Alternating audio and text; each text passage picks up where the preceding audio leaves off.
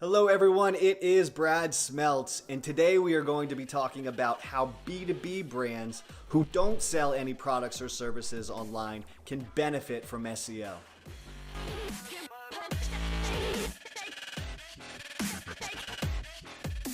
I had a really great sit-down conversation earlier in Miami this week with a high-level marketing executive that came from a fairly large insurance brand. And at one point during that conversation, she asked me the question, Brad, one of our primary products is reassurance, and that product we can't sell or distribute online. Now, in the case of that product, is SEO even something that we should consider?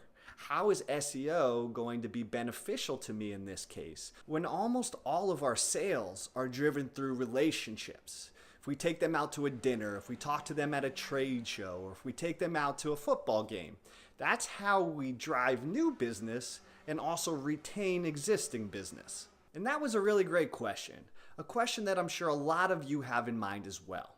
My answer to that is yes. Yes, SEO still can be of value to you. It breaks down to the actual strategy that you implement when you're making your optimizations. And in this case, that strategy needs to be tweaked in order to focus on brand positioning and brand messaging. Now, what does brand positioning and brand messaging mean in this case?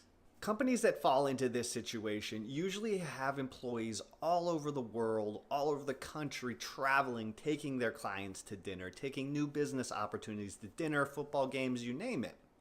And not only is that personal face-to-face relationship building so very important for the sales process, but that end consumer needs to know that behind that personal relationship and the rapport that they develop with that individual salesperson, that there's also a very solid company behind them that's able to deliver on what they promise. Because if they don't deliver or they're not able to deliver on what they promise, it then makes their life very, very difficult.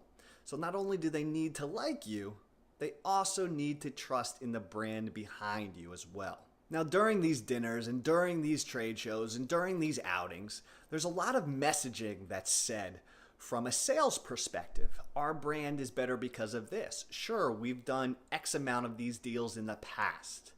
That same messaging that's used to close during those face-to-face relationship building situations needs to be replicated on your website as well. Because what do you think happens after you take a client to dinner and they've had too much to drink and they come back the next day to work and they're saying, oh, we had a really great time with this person. He's a great individual. Let's see if his company can deliver. The first thing they're going to do is they're going to Google your brand. And if that same brand messaging that was communicated at the dinner outing is also communicated clearly on your website, what that's going to do is reiterate the reasons why they should choose your brand above the other brand. Okay, Brad, well that's great. So basically I just need to use the same messaging that my salespeople are using during face-to-face conversations and take that and use it on my website as well. Then I should be okay, right? Yes and no. That's one aspect of the equation. Now, the second aspect is where SEO starts to become more important. And that second aspect is how easy is it for the person searching for your brand online to find that same brand messaging within Google search results. Now, you might be thinking, of course, my brand's website's going to show at the top when I type in my brand's name in Google. And you're correct. In most cases, you're correct. It should. And 99% of the time, it should show up at the top. But what you're not considering is that each of those individuals are going to Google and searching for different pieces of information about your company. Maybe one's searching about your office locations. Maybe one's searching about who's on your board of directors. Those individual questions that they have, especially for the high value of those clients, need to be addressed immediately and need to be easily found within Google search results. So the content that you create surrounding your brand to answer those individual questions, like the locations or who's on your board of directors or anything else related to that, you need to make sure that the page, the individual page that that content is displayed on, pops to the top of the search results when that consumer is looking for it online. And where brands fail is not properly optimizing their website, so those individual pages with that targeted information show up at the top when a consumer is looking for it. The last thing you want is for an individual to be looking for your office locations and have a page about how many deals you've done in the past show up. Yeah, that's good. That's great. But are you delivering the information they want?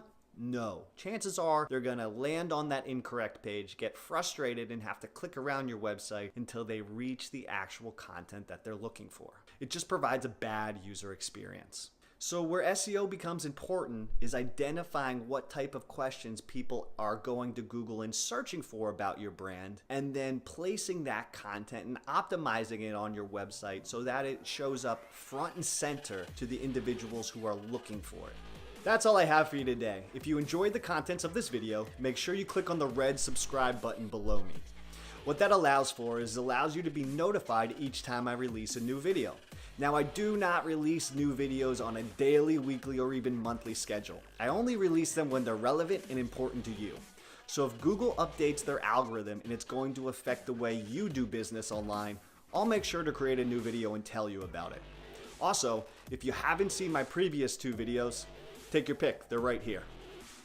I'm signing off for now. I hope you have a great day. Take care.